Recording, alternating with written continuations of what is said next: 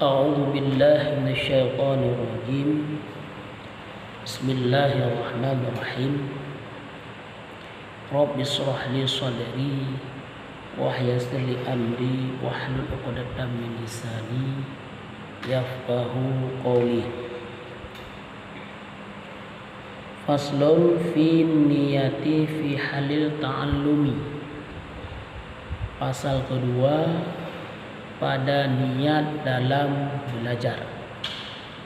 Pasal kedua pada niat dalam belajar. Pasalnya membicarakan tentang niat belajar. Ya. Yang pertama niat belajar. Tadi akan membahaskan tentang niat belajar, niat untuk tamurno ilmu. Kiban niat kita yo untuk tamurno ilmu. Unit. Thumma la budda lahu min niyatin fi zamanin ta'allumil ilmi idza niyatu hiyal aslu fi jam'il af'al liqaulihi sallallahu alaihi wasallam innamal a'malu binniyat.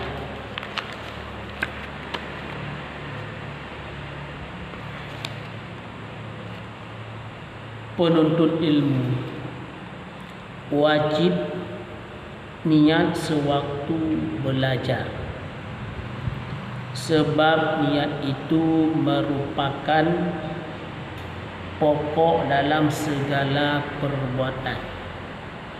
Berdasarkan sabda Nabi sallallahu alaihi wasallam, sesungguhnya amal perbuatan itu tergantung niatnya.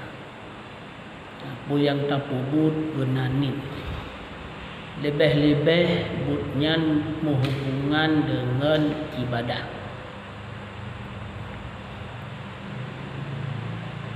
Waruwiya an Rasulullah sallallahu alaihi wasallam kam min amalin yatasawwaru bisurati amalid dunya thumma yasiru bihusunin niyati min amalil akhirah wa kam min amali yatasawwaru bisuratil amalil akhirah thumma yasiru min amalid dunya bisu'id niyah bisu'in niyah. Diriwayatkan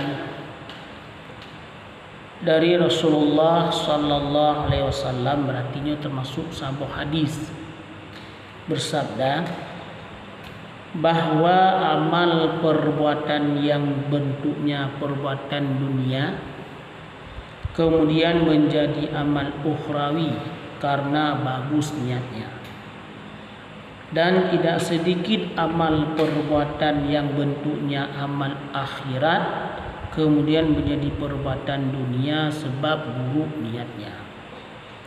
Butnyan adalah butnyan but dunia, tetapi kita nyo kana god ni kita nyo hanabro ni kita nyo, perbuatan dunia tersebut akan menjadi perbuatan amalan kita nyo untuk akhirat. Sebaliknya kita dah pubun yang adalah amalan akhirat, kita ibadah kepada Allah karena ni kita nyo hana jero, jadi buat amalan kita nyo niat kepada perbuatan dunia. Maka segala sesuatunya adalah tergantung kepada niat kita. Wallahu a'lam.